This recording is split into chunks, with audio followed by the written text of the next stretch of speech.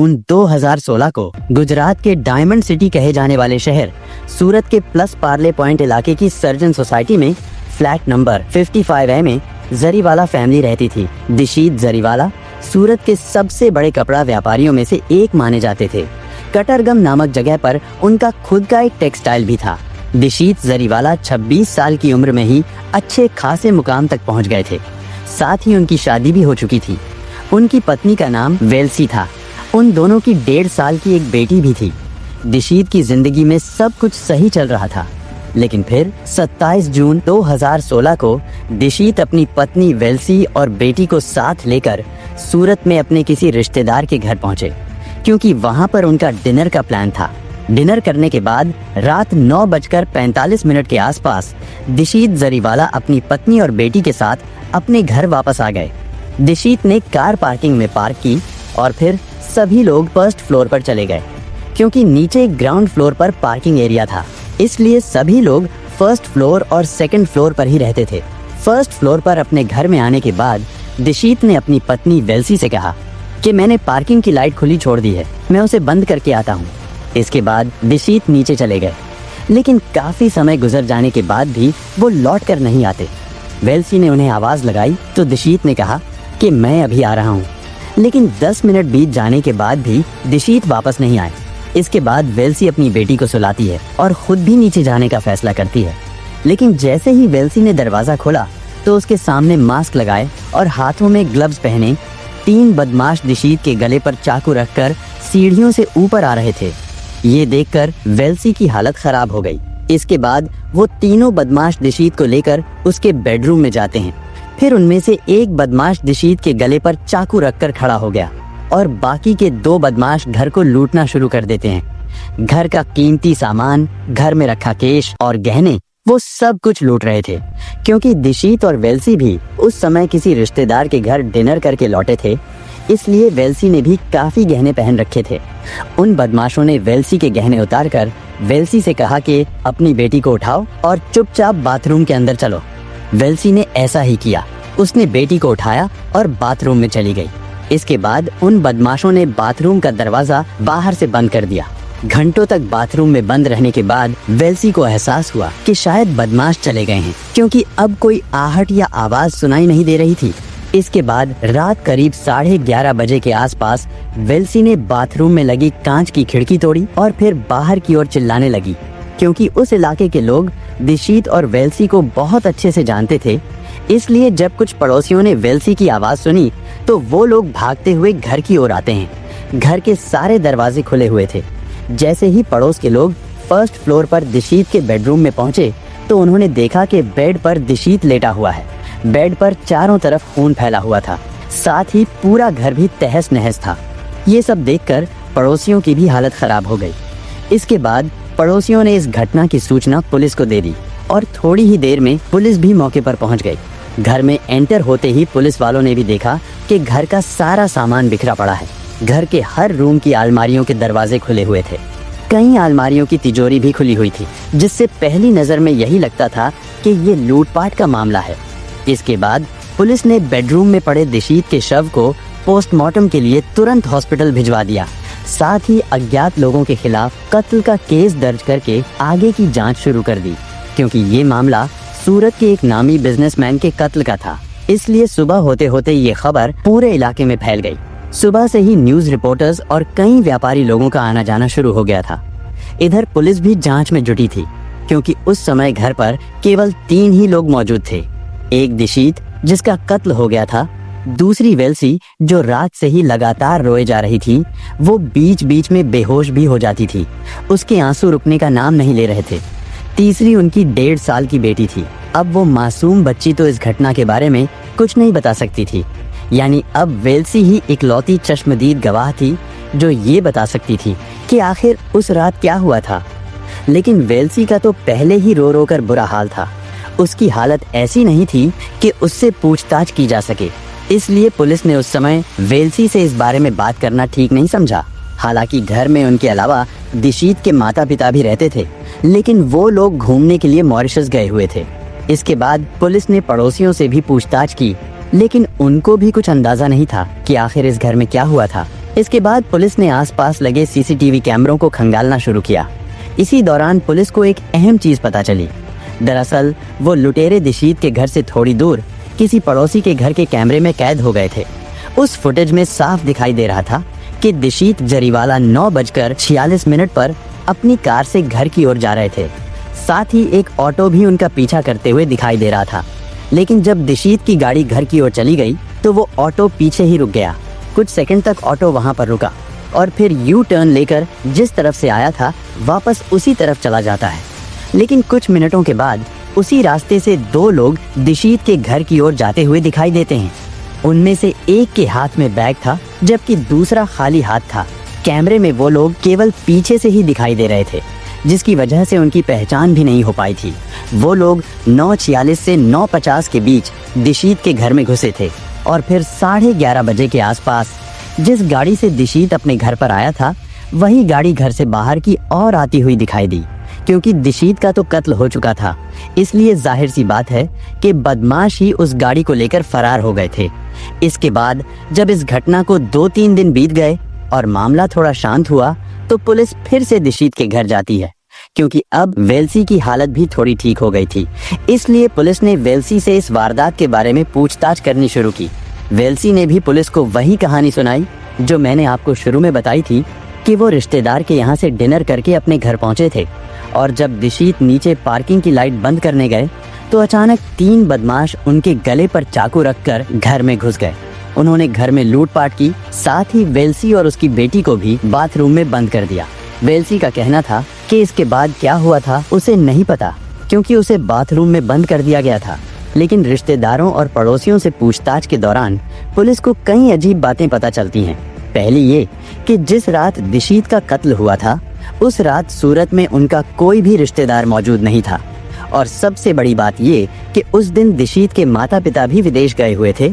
ऐसे में सवाल उठता है कि क्या उन लुटेरों को पहले से ही पता था कि आज दिशीत का अपना कोई भी इस शहर में मौजूद नहीं है, या फिर ये एक इत्तेफाक था। खैर, पुलिस ने सबसे पहले उन लोगों को अपने रडार पर लिया जिन लोगों के घर पर दिशीत जरीवाला पत्नी वेल्सी को लेकर डिनर करने के लिए गए थे। हो सकता था इस वारदात में उनका ही हाथ हो, क्योंकि दिशीत के घर से सारे गहने और लगभग 55,000 रुपए चोरी हुए थे। इसलिए उन लोगों से भी पूछताछ की गई, लेकिन पूछताछ में ऐसा कुछ भी नहीं मिलता और ना ही उन लोगों का किसी लुटेरे या बदमाश से कोई संबंध पाया गया था। लेकिन फिर भी ना जाने क्यों पुलिस को लग रहा था कि इस कत्ल में जरूर घर के ही किसी व्यक्ति का हाथ है, क्योंकि इतना परफेक्ट टाइम कोई बाहरी व्यक्ति नहीं जान सकता था। इधर 25 साल की वेल्सी, जिसकी 3 साल पहले ही शादी हुई थी, एक ही रात में उसकी पूरी जिंदगी तबाह हो गई। वो विधवा हो गई थी। दूसरी तरफ पुलिस के ऊपर भी बहुत ज्यादा प्रेशर था, क्योंकि दिशीत के रिश्तेदार भी कोई आम लोग नहीं थे। उनकी कई बड़े लोगों से जान पहचान थी। वो लोग भी पुलिस के ऊपर प्रेशर बना रहे थे। मीडिया में भी ये मामला छाया हुआ था। वहीं पुलिस ने दिशीत के घर के नौकरों से लेकर ड्राइवर तक, दिशीत की फैक्ट्री में काम करने वाले लोगों से लेकर उसके दोस्तों तक हर किसी से पूछताछ की, लेकिन उनमें पुलिस को ऐसा कोई भी नहीं मिला जिससे दिशीत की कोई दुश्मनी हो, क्योंकि घर में एंट्री करने वाला गेट और घर के अंदर सभी दरवाजे बिल्कुल सुरक्षित थे। यानी कोई भी दरवाजा ना तो टूटा हुआ था और ना ही घर में जबरदस्ती किसी के एंट्री करने के कोई सबूत थे। यानी जो लोग भी अंदर आए थे, किसी घर वाले या दिशीत के जानने वाले ने उनकी मदद जरूर की थी, क्योंकि अगर किसी की दिशीत से दुश्मनी होती तो वो लोग उसकी गर्दन पर चाकू रखकर उसे ऊपर घर में नहीं ले जाते, बल्कि वो लोग तो उसे वहीं पार्किंग में ही कत्ल करके भाग जाते। और अगर वो बदमाश लूटपाट करने के इरादे से आए होते तो उन्हें इस बात का डर जरूर होता कि घर में दिशीत के अलावा और लोग भी मौजूद हो सकते हैं। लेकिन ऐसा नहीं था। उन्हें अच्छे से पता था कि उस समय घर में कौन कौन और कितने लोग मौजूद हैं। इन सब बातों को देखकर पुलिस को भी लगने लगा था कि ये काम किसी घर वाले ने ही किया है और कत्ल करने के बाद उसे लूटपाट का रूप दे दिया था, क्योंकि अगर वो लोग लूटपाट करने के लिए ही आए थे तो फिर उन्होंने दिशीत का कत्ल क्यों किया था, और अगर कत्ल करना भी उनके प्लान में शामिल था तो फिर वेल्सी और उसकी बच्ची को क्यों छोड़ दिया था, जबकि उन्हें पता था कि वेल्सी उनके खिलाफ गवाही भी दे सकती। सबसे बड़ी बात ये कि उन बदमाशों ने घर से सारे गहने और कैश लूट लिया था। लेकिन डॉक्टर्स के अनुसार जब उन्होंने हॉस्पिटल में दिशीत के शव को देखा था तो उस समय उसके गले में सोने की चेन, हाथ में सोने का कड़ा, अंगूठी और महंगी घड़ी पहन रखी थी। वहीं दिशीत की पैंट से मिले पर्स में भी कई एटीएम कार्ड्स थे। अगर वो लोग लूटपाट के इरादे से आए थे तो फिर वो लोग इन चीजों को लूट कर क्यों नहीं ले गए थे। इधर वेल्सी का भी रो रो कर बुरा हाल हो चुका था। पड़ोसियों को भी उस पर दया आने लगी थी, क्योंकि इतनी सी उम्र में ही उस बेचारी का घर उजड़ गया था। इसके बाद पुलिस ने एक बार फिर वेल्सी के दिए गए बयान के आधार पर दोबारा से जांच शुरू की। वेल्सी ने अपने बयान में कहा था कि दिशीत पार्किंग एरिया की लाइट बंद करने के लिए फर्स्ट फ्लोर से नीचे ग्राउंड फ्लोर पर गए थे। लेकिन जब पुलिस ने इसे वेरीफाई किया तो पता चला कि पार्किंग एरिया की एक स्विच फर्स्ट फ्लोर पर भी है, यानी पार्किंग एरिया की लाइट को फर्स्ट फ्लोर से भी ऑन ऑफ किया जा सकता था। तो फिर लाइट बंद करने के लिए दिशीत को नीचे जाने की क्या जरूरत थी? वो फर्स्ट फ्लोर से ही लाइट बंद कर सकते थे। कहीं ऐसा तो नहीं था कि वेल्सी झूठ बोल रही हो? इसी बीच पुलिस की नजर एक और चीज पर पड़ी। वेल्सी के अनुसार उस समय घर पर 3 बदमाश आए थे, लेकिन सीसीटीवी फुटेज में केवल 2 ही बदमाश दिखाई दे रहे थे। यानी यहाँ पर भी वेल्सी ने पुलिस को झूठ बोला था। वेल्सी का कहना था कि बदमाश दिशीत को नीचे से मारते पीटते हुए, उसके साथ हाथापाई करते हुए उसे ऊपर लेकर आए थे और फिर उन्होंने उसके गले पर चाकू रख दिया था। लेकिन यहाँ पर पुलिस को एक बात खटक रही थी, क्योंकि दिशीत तो चश्मा लगाता था और जिस तरह से वेल्सी ने एक्सप्लेन किया तो उस हिसाब से तो दिशीत का चश्मा ग्राउंड फ्लोर पर या सीढ़ियों पर ही गिर जाना चाहिए था। लेकिन जब पुलिस घटनास्थल पर पहुंची थी और उन्होंने दिशीत के शव को देखा था तो उस समय दिशीत ने चश्मा पहना हुआ था और वो चश्मा बिल्कुल ठीक था। पोस्टमार्टम के मुताबिक दिशीत के सर और उसकी कमर के बीच करीब 8 बार चाकू से वार किए गए थे। उसके गले पर भी चाकू चलाया गया था। लेकिन सवाल फिर भी यही है कि अगर दिशीत से किसी की इतनी गहरी दुश्मनी थी तो फिर उन बदमाशों ने उसकी पत्नी को क्यों छोड़ दिया था? और ये भी एक सबूत था कि वो बदमाश घर में आसानी से घुसे थे, ना कि जोर जबरदस्ती। इन सब बातों से और करीब 60 घंटों तक चली तफ्तीश के बाद पुलिस को दिशीत की पत्नी वेल्सी पर ही शक होने लगा था। यानी जो महिला पिछले 2 दिनों से लगातार रो रही थी, अब उसे ही पुलिस स्टेशन में बुलाया जाता है और उससे कड़ाई से पूछताछ की जाती है। शुरुआती पूछताछ में तो वेल्सी ने सारे आरोपों को नकारते हुए कहा कि वो ऐसा क्यों करेगी, क्योंकि उनके घर में तो सब कुछ ठीक चल रहा था और उनकी तो 1.5 साल की एक बेटी भी है। वेल्सी ने बताया कि उन दोनों पति पत्नी में तो कभी झगड़ा तक नहीं हुआ था और ना ही कभी सास ससुर से उसका कोई विवाद हुआ है। लेकिन जब पुलिस वेल्सी को वो सब कुछ बताती है जो उन्हें इन्वेस्टिगेशन के दौरान पता चला था, तो पुलिस की सख्ती और सवालों के सामने वेल्सी कुछ ही घंटों के अंदर टूट गई और उसने अपना जुर्म स्वीकार कर लिया था कि उसी ने ही अपने पति दिशीत को कत्ल करवाया है। पूछताछ के दौरान वेल्सी ने बताया कि 27 जून 2016 की रात को घर लौटने के बाद वो लोग फर्स्ट फ्लोर पर पहुंचे। अंदर आने के बाद वेल्सी ने बच्ची को दिशीत की गोद में थमा दिया और उससे कहा कि मैं दरवाजा बंद करके आती हूँ। इसके बाद बेटी को सुलाने के लिए दिशीत अपने बेडरूम में चले गए। इधर वेल्सी ने दरवाजे को बंद तो कर दिया था, लेकिन उसे लॉक नहीं किया था।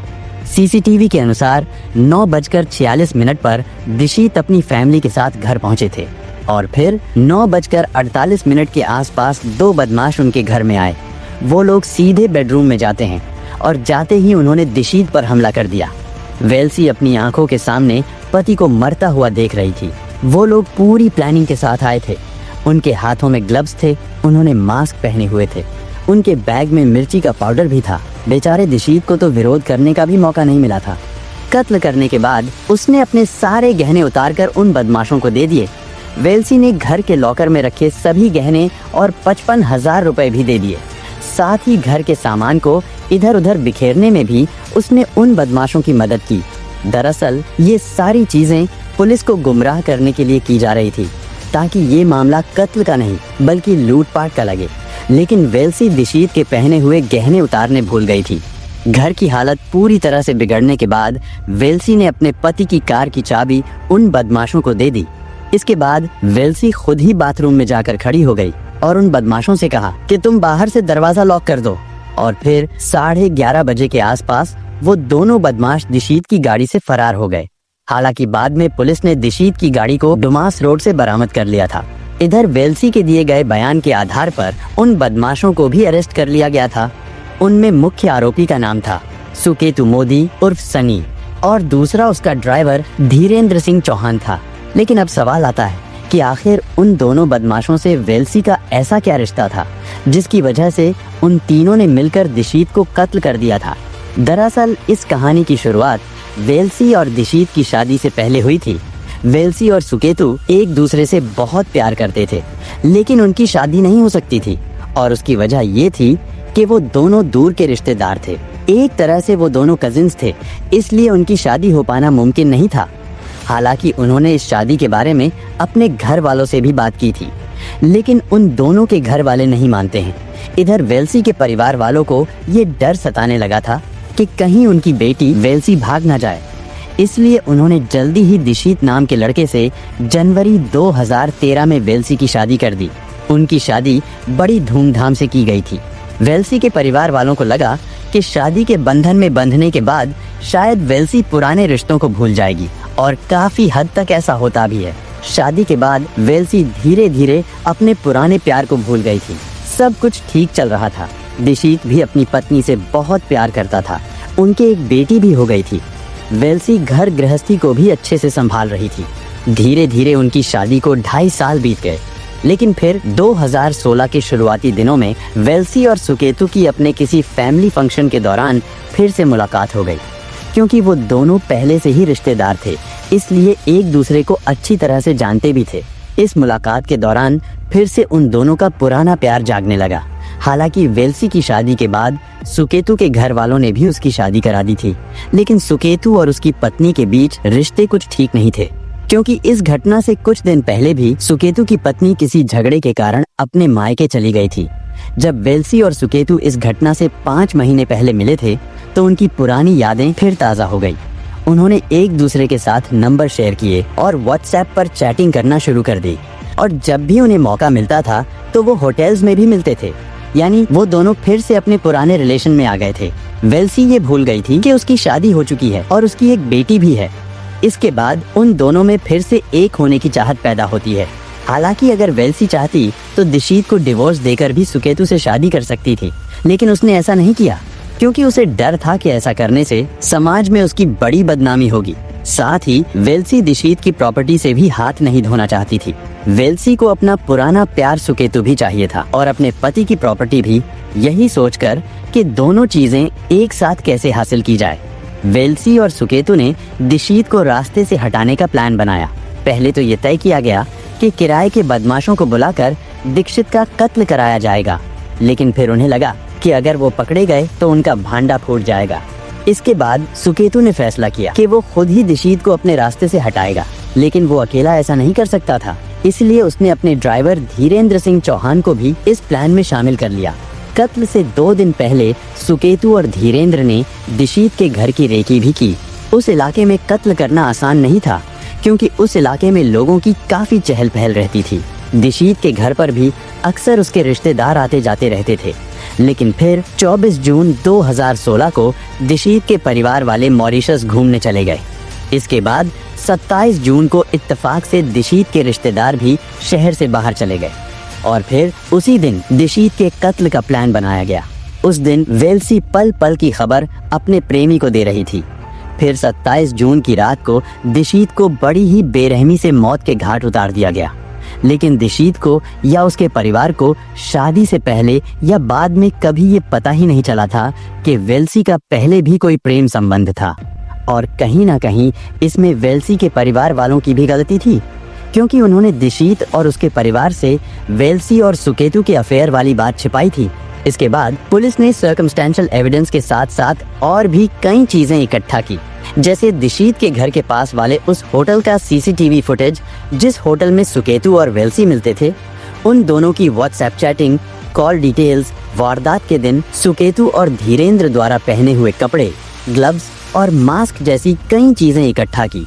इसके बाद पुलिस ने वेल्सी, सुकेतु और धीरेन्द्र के खिलाफ चार्जशीट तैयार की। फिर सेशन कोर्ट में मुकदमा शुरू हुआ। पुलिस ने इस केस में 100 से भी ज्यादा गवाह इकट्ठे किए थे। सेक्शन 164 के तहत उनके बयान भी दर्ज किए गए थे, लेकिन बाद में उनमें से ज्यादातर गवाहों ने कोर्ट में जाते ही अपना बयान बदल लिया था। पुलिस ने उस ऑटो वाले को भी ढूंढ निकाला था जो सुकेतु और धीरेन्द्र को अपने ऑटो से सर्जन सोसाइटी में लेकर आया था। लेकिन ये ऑटो वाला भी कोर्ट में अपने बयान से मुकर गया था। अब केवल पुलिस और पोस्टमार्टम करने वाले डॉक्टर ही अपने बयान पर कायम थे। इसके बाद जिस बाइकर्स हब से सुकेतु ने वो मास्क और ग्लव्स खरीदे थे, उस बाइकर्स हब की ऑनर अपने बयान से नहीं मुकरी थी, क्योंकि सुकेतु बाइक राइडर था। इसलिए बचाव पक्ष ने कोर्ट में ये दलील पेश की कि सुकेतु ने बाइक चलाने का शौकीन होने के कारण ही मास्क और ग्लव्स खरीदे होंगे। और कोर्ट में कभी ये साबित ही नहीं हो पाया कि वो चीजें सुकेतु ने कत्ल के लिए खरीदी थी या उसने अपने पर्सनल यूज के लिए खरीदी थी। और अब पुलिस के पास कोई भी चश्मदीद गवाह या डायरेक्ट एविडेंस नहीं था। पुलिस कोर्ट में ये भी साबित करने में असमर्थ रही कि उस दिन सुकेतु और धीरेन्द्र ही उस घर में आए थे, और ये भी साबित नहीं हो पाया कि उनका इरादा लूटपाट करना नहीं बल्कि कत्ल करने का था। सीसीटीवी फुटेज में भी उनका चेहरा नहीं दिखा था, जिसकी वजह से 31 दिसंबर 2019 को वेल्सी जरीवाला, सुकेतु मोदी और धीरेन्द्र सिंह चौहान, इन तीनों को बेनिफिट ऑफ डाउट की वजह से सेशन कोर्ट ने रिहा कर दिया और इस तरह वो तीनों ही इस केस से बरी हो गए। दोस्तों, इस घटना को सुनाने का उद्देश्य किसी का दिल दुखाना नहीं है, किसी को परेशान करना नहीं, बल्कि आपको जागरूक करना है, आपको सचेत करना है। दोस्तों, इस पूरी घटना के बारे में आपकी क्या राय है, कमेंट बॉक्स में जरूर बताएं। और अगर हमारी मेहनत पसंद आई हो तो इस वीडियो को लाइक करते हुए शेयर भी करें। अगर आपने अब तक चैनल को सब्सक्राइब नहीं किया है तो हमारे चैनल को सब्सक्राइब कर लीजिए। धन्यवाद।